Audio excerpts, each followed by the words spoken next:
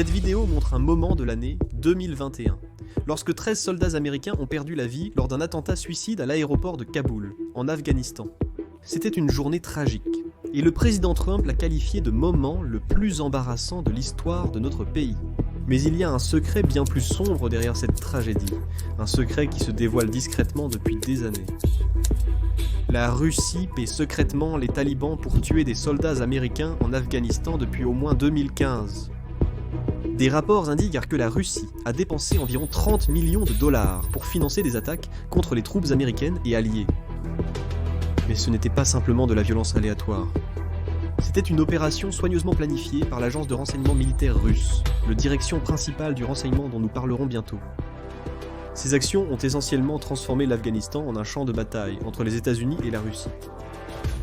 Aujourd'hui, grâce à une enquête majeure menée par Der Spiegel et The Insider, nous en savons plus que jamais sur le fonctionnement de ce plan obscur. Les services de renseignement russes ont fait plus que simplement remettre de l'argent liquide. Ils ont bâti des réseaux complets en Afghanistan. Ils ont utilisé des contacts locaux pour transférer des fonds, recruter des combattants et financer des attaques. Et les primes étaient énormes. Pour chaque soldat américain ou de la coalition tué, les militants liés aux talibans recevaient 200 000 $. C'est une somme d'argent choquante, dépensée en secret, pour financer la violence et maintenir une guerre cachée. La Russie a exécuté ce plan, en utilisant un réseau discret d'acteurs clés, chacun œuvrant pour le réaliser. Comprendre qui était impliqué et comment ils ont opéré nous donne une image plus claire des tensions croissantes entre la Russie et l'Occident. Mais pour comprendre l'origine de cette guerre secrète, revenons là où tout a débuté. La longue et compliquée histoire entre les États-Unis et la Russie en Afghanistan.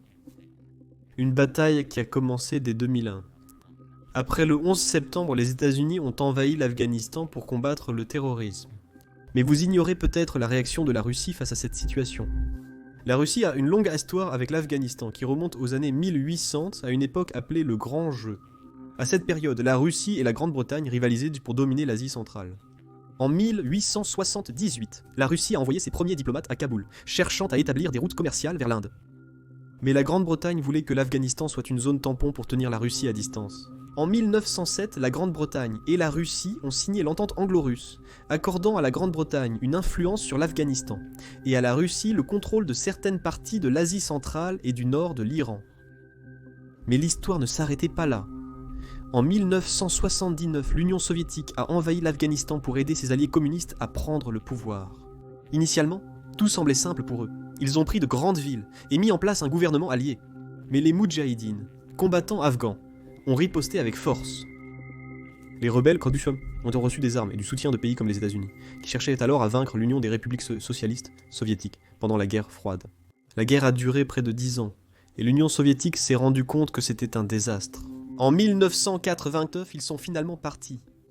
Ils ont perdu 15 000 soldats, et près de 2 millions d'Afghans sont morts. Peu après, l'Union des républiques socialistes soviétiques s'est effondrée, et la guerre est devenue un souvenir amer d'échec pour la Russie. Quand les États-Unis ont envahi l'Afghanistan en 2001, la Russie a observé attentivement sans être dérangée au début. Ils ont rouvert leur ambassade à Kaboul. Mais au fil du temps, avec la détérioration des relations russo-américaines, la position de la Russie a évolué. Ils y ont vu une opportunité de protéger leurs intérêts et de nuire aux États-Unis. Dès 2008, la Russie s'est davantage impliquée. Ils ont annulé des milliards de dettes afghanes, augmenté le commerce, l'aide et contribué à la construction de routes et bâtiments. Mais ils ont aussi vu une occasion de compliquer la tâche de l'Amérique. La Russie voulait retrouver sa puissance en Asie centrale, une région considérée comme son arrière-cour. Bien qu'elle qualifie officiellement les talibans de groupes terroristes, la Russie a commencé des discussions secrètes avec eux. En 2015, Vladimir Poutine a admis être en contact avec les dirigeants talibans. Il a affirmé que c'était pour la paix, mais la vérité était bien plus sombre. Même si la Russie disait qu'elle s'inquiétait des menaces comme l'État islamique, K, et des groupes terroristes qui se répandaient dans leur pays, en réalité, elle voulait humilier les États-Unis et les faire paraître faibles aux yeux du monde. Ce mélange de rivalité, de peur et d'ambition a poussé la Russie à sa manœuvre la plus meurtrière à ce jour, un programme secret de primes qui allait porter son conflit avec l'Amérique à un tout autre niveau. Ainsi, dans l'ombre, la Russie a conçu une stratégie brutale. Au lieu de combattre ouvertement, ils allaient financer les mêmes militants que les États-Unis tentaient de vaincre, transformant l'Afghanistan en un échiquier mortel où les soldats américains étaient les cibles. Explorons en détail le fonctionnement de cette opération, qui débute avec l'agence de renseignement russe, le direction principale du renseignement. Alors que beaucoup de gens ont entendu parler du KGB, connu pour l'espionnage et le contrôle de la politique pendant la guerre froide, le direction principale du renseignement est resté dans l'ombre.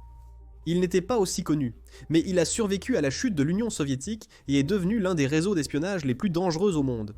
Contrairement au KGB qui a été divisé après 1991, le direction principale du renseignement est resté uni. Il menait des missions secrètes à travers le monde, envoyait des espions sous couverture et contrôlait les forces spéciales. Le direction principale du renseignement était impliqué dans des cyberattaques, des assassinats et des opérations secrètes, de l'Ukraine à la Syrie. Et, comme il s'est avéré, en Afghanistan aussi. Au milieu des années 2010, la Russie cherchait des moyens de nuire aux États-Unis sans réellement déclencher une guerre. L'Afghanistan est devenu le terrain de guerre parfait. Au lieu de combattre ouvertement, la Russie a adopté une approche plus sombre, en payant les mêmes combattants que les États-Unis affrontaient depuis des décennies. Ce programme secret de primes était conçu pour faire souffrir les États-Unis, affaiblir leurs troupes et les forcer à une retraite humiliante. En 2020, les renseignements afghans ont découvert un complot choquant, grâce aux aveux de combattants talibans capturés. Ils étaient payés par la Russie pour tuer des soldats alliés américains. Au centre de cette opération se trouvait un homme nommé Rahmatullah Azizi. Sur le papier, il n'était qu'un marchand de pierres précieuses à Kunduz qui avait réussi à devenir très riche malgré l'instabilité de l'Afghanistan. Mais les responsables afghans ont commencé à avoir des soupçons.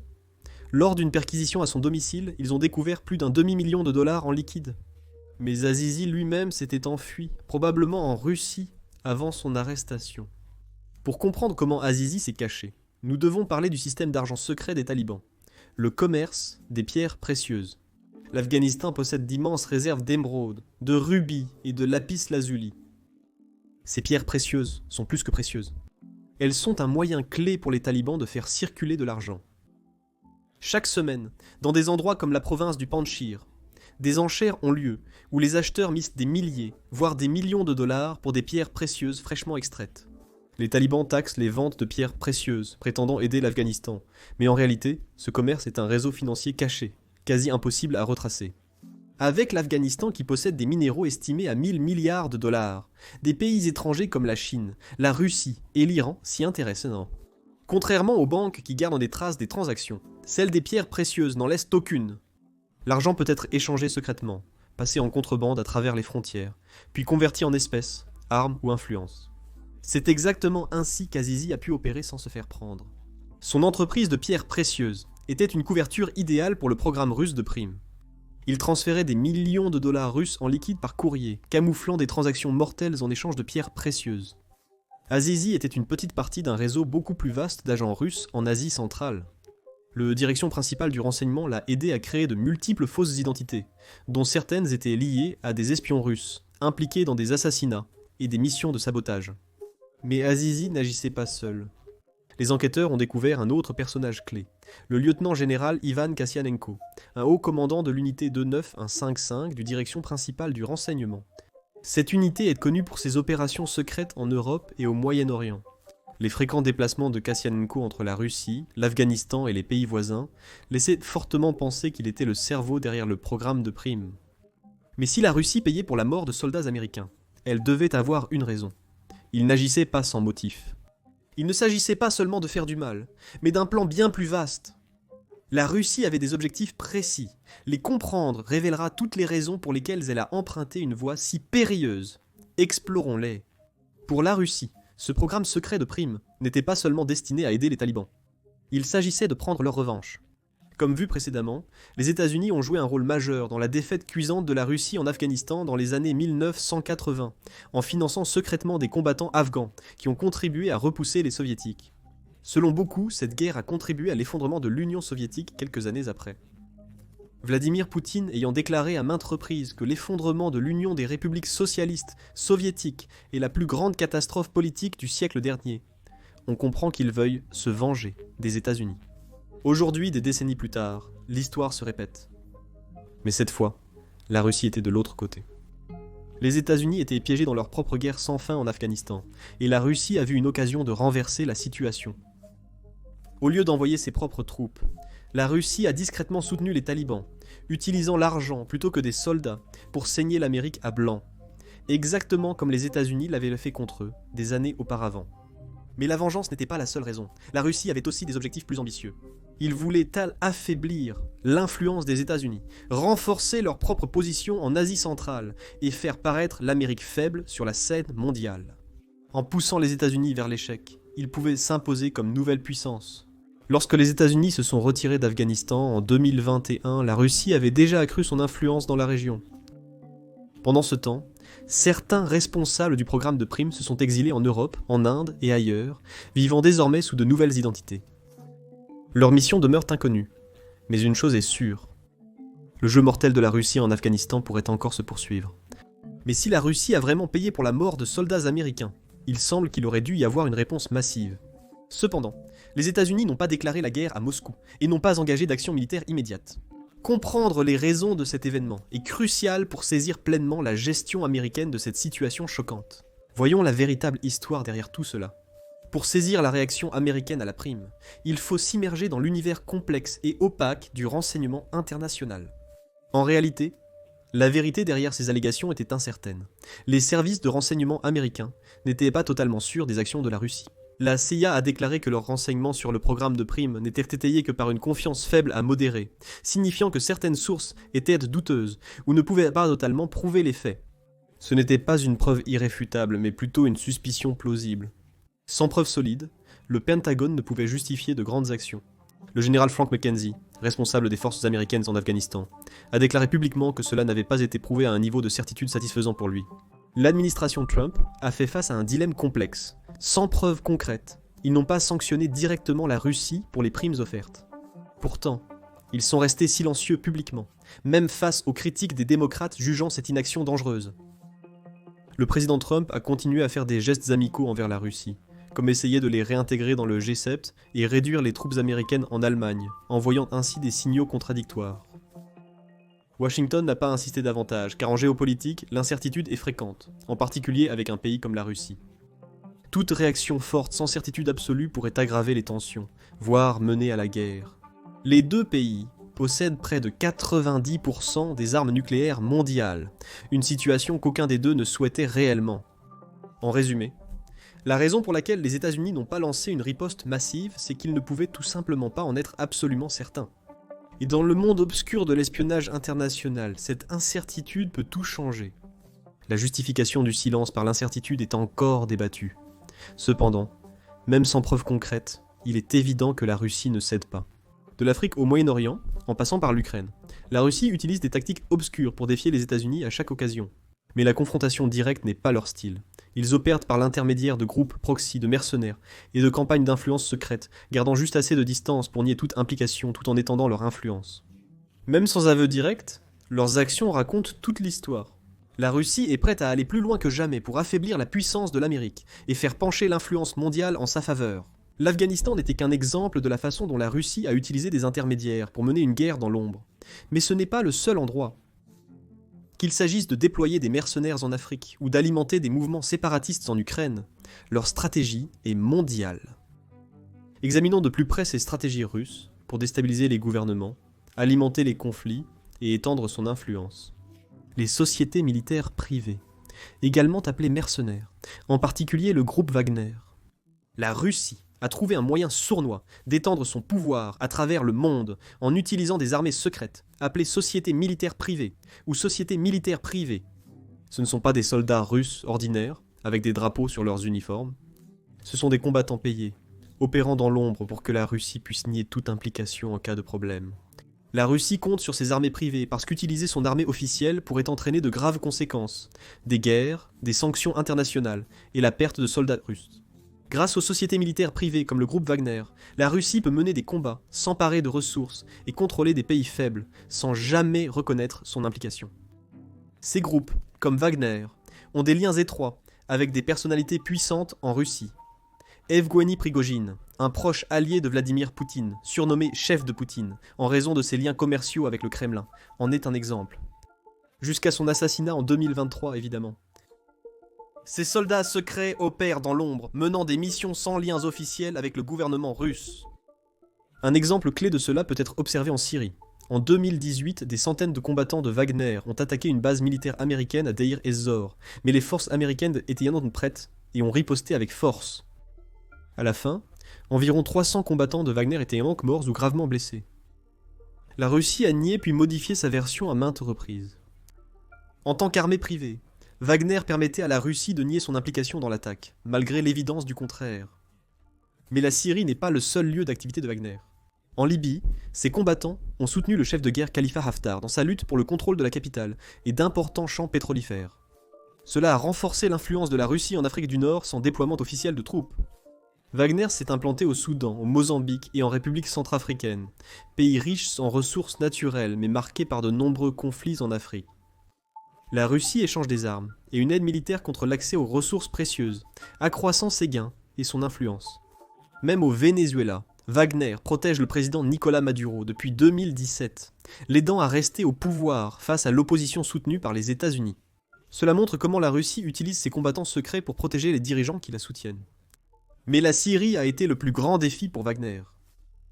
Là-bas, ils ont pris le contrôle des ressources naturelles, s'assurant que la Russie en profite, au-delà des simples combats. Ils ont bâti leur ville sous contrôle russe, s'intégrant à l'économie tout en restant impliqués militairement.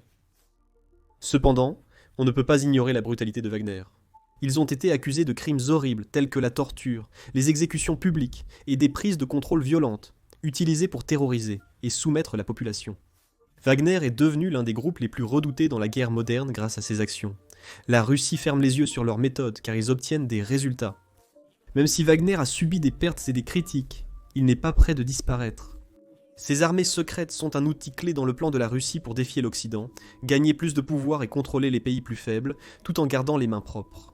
Mais les mercenaires ne sont pas les seules armes de la Russie dans l'ombre.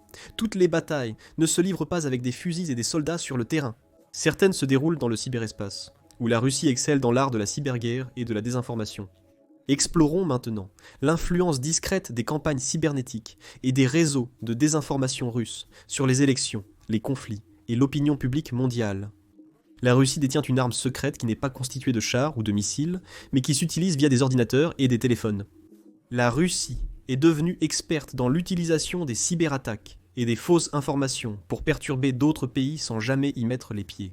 Les cyberattaques sont des armes invisibles capables de paralyser des banques, couper l'électricité ou semer la confusion au sein d'un gouvernement. Elles ne détruisent pas les bâtiments comme les bombes, mais peuvent causer autant de dégâts d'une manière différente. En 2022, juste avant l'invasion russe de l'Ukraine, des pirates informatiques russes ont désactivé des sites web clés et coupé les communications. Leur but était de répandre la confusion et la peur au sein de la population, affaiblissant ainsi l'Ukraine avant l'attaque réelle. Ce n'était pas un cas unique. Des rapports montrent que la Russie utilise fréquemment des cyberattaques massives pour submerger l'architecture informatique ukrainienne. Les cyberattaques russes ne sont pas toujours liées à la guerre, mais parfois utilisées comme avertissement. En 2022, la Finlande a invité le dirigeant ukrainien Zelensky à s'exprimer devant son parlement. Juste après, la Russie a piraté les sites web du gouvernement finlandais, comme une menace silencieuse disant à la Finlande de rester en dehors du conflit. Mais les cyberattaques ne sont qu'une partie du problème, l'autre étant les fausses informations et les mensonges en ligne. La Russie utilise la désinformation, c'est-à-dire répandre des mensonges pour tromper les gens. Au lieu d'attaquer les pays avec des armes, ils attaquent ce que les gens croient. Ils inondent Internet de fausses histoires, rendant difficile de discerner le vrai du faux. Cette technique, appelée le tuyau d'arrosage de mensonges, inonde tout de fausseté, à la manière d'un jet d'eau puissant. Mais au lieu d'eau, il s'agit de désinformation et de propagande. En voici un exemple frappant. Un post Facebook montrait une superbe ville avec des yachts au port, prétendant qu'il s'agissait de Moscou, capitale russe. En fait, l'image provenait de Dubaï, à des milliers de kilomètres de la Russie. Des astuces simples comme celle-ci donnent l'illusion que la Russie est plus riche ou puissante qu'en réalité. La Russie ne se limite pas à diffuser de fausses informations, elle exploite également les croyances préexistantes des gens, ce qui peut être encore plus sournois. En Afrique, de nombreux pays se méfient des gouvernements occidentaux, en raison des conflits historiques. La Russie exploite cela en payant des influenceurs locaux pour diffuser du contenu pro-russe qui, progressivement, dresse les gens contre les États-Unis et l'Europe. Au Mali et au Burkina Faso, les sites marchands d'informations pro-russes dépeignent la Russie comme un héros et donnent une image négative des pays occidentaux. Cela change lentement la façon de penser des gens, leur faisant croire que la Russie est le meilleur ami. La Russie diffuse de fausses informations via TikTok et Telegram en Amérique latine, en Afrique et au Moyen-Orient, où elle maintient son influence. Cela n'est pas un hasard, mais fait partie du grand plan de la Russie. En répandant des mensonges et en piratant des systèmes, la Russie peut affaiblir les pays de l'intérieur. Quand les gens ne font pas confiance à leurs dirigeants, les gouvernements deviennent instables, facilitant l'obtention par la Russie de ce qu'elle veut. C'est le problème. La guerre numérique progresse constamment. La Russie ne se limite pas au piratage informatique, elle influence aussi les croyances des gens. C'est aussi dangereux qu'une bataille dans le monde réel. Mais la Russie n'attaque pas seulement via le cyberespace. Souvent, ils génèrent de l'instabilité sur le terrain de façon bien plus directe qu'avec leur tristement célèbre société militaire privée. Ils arment et financent des groupes séparatistes, alimentent les conflits, puis utilisent le chaos comme prétexte pour intervenir. La guerre en Ukraine est un exemple proche de nous, qui a évidemment eu d'énormes conséquences pour les deux camps au cours des dernières années. Mais il s'agit d'une stratégie bien établie que la Russie a utilisée à maintes reprises. Voyons comment ils ont utilisé cette stratégie pour redéfinir les frontières et gagner en puissance. Après la destitution du président pro-russe de l'Ukraine, en 2014, la Russie est rapidement intervenue pour aider les groupes séparatistes ukrainiens. Les régions de Donetsk et de Luhansk, communément appelées le Donbass, sont devenues le centre d'un conflit violent.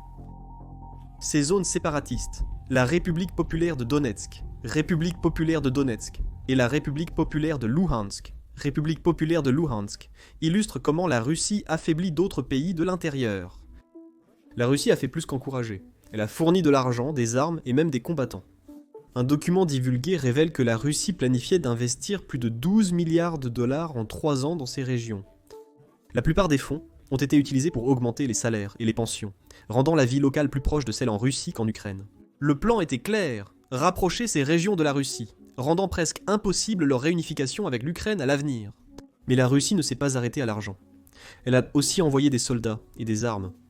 De nombreux combattants venaient de l'est de l'Ukraine, mais beaucoup arrivaient aussi directement de Russie. Des soldats russes, des volontaires et des vétérans de guerre passée, dont certains venaient d'aussi loin que le Brésil, étaient présents. Les troupes tchétchènes, dépêchées par Ramzan Kadyrov, un dirigeant loyal à Moscou, ont aussi joué un rôle crucial dans le combat. La Russie a utilisé cette astuce non seulement en Ukraine, mais aussi ailleurs.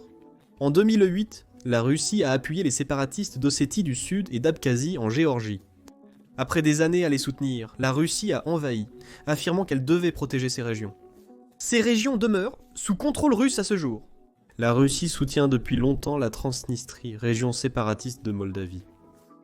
Des troupes russes sont toujours présentes, et Moscou aide avec de l'argent et des ressources. Cela maintient la Moldavie dans une position de faiblesse, et l'empêche de se rapprocher de l'Europe ou de l'OTAN.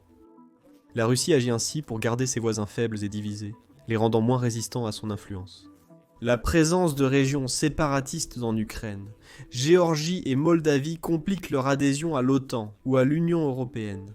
Et comme la Russie ne prend pas officiellement le contrôle, elle peut prétendre ne pas être impliquée, évitant ainsi les sanctions d'autres pays. La Russie ne se limite pas à l'Europe de l'Est, elle encourage aussi les mouvements séparatistes en Occident. Moscou a organisé des événements avec des groupes d'Écosse, de Catalogne, du Texas et de Californie, afin de diviser des pays comme les États-Unis et le Royaume-Uni. Le soutien russe aux séparatistes est une stratégie délibérée visant à distraire ses rivaux, étendre son influence et éviter toute responsabilité. Moscou excelle dans ce jeu de longue haleine. Mais les États-Unis surveillent de près et contre la Russie depuis longtemps. Alors que Moscou joue son jeu à long terme de guerre par procuration et de désinformation, Washington a ses propres stratégies, à la fois subtiles et directes, pour riposter. Examinons la réponse des États-Unis à l'influence secrète de la Russie. Quand la Russie a attaqué l'Ukraine en 2022, les États-Unis et leurs alliés ont réagi rapidement. L'OTAN a vivement condamné la Russie et a débuté l'envoi d'armes, de fonds et d'informations pour soutenir la défense de l'Ukraine. Avec un meilleur armement et entraînement, l'Ukraine avait une chance contre la puissante armée russe, mais ce n'était pas la seule riposte des États-Unis. Dans les coulisses, l'Amérique et ses alliés ont utilisé l'une de leurs armes les plus puissantes, les sanctions. Ils ont gelé plus de 500 milliards de dollars d'argent russe et ont empêché 16 000 entreprises, banques et dirigeants de commercer avec l'Occident. Ces règles visent à affaiblir l'économie russe, rendant plus difficile pour elle de financer des guerres ou d'intervenir ailleurs. Mais la Russie ne s'est pas contentée de rester les bras croisés.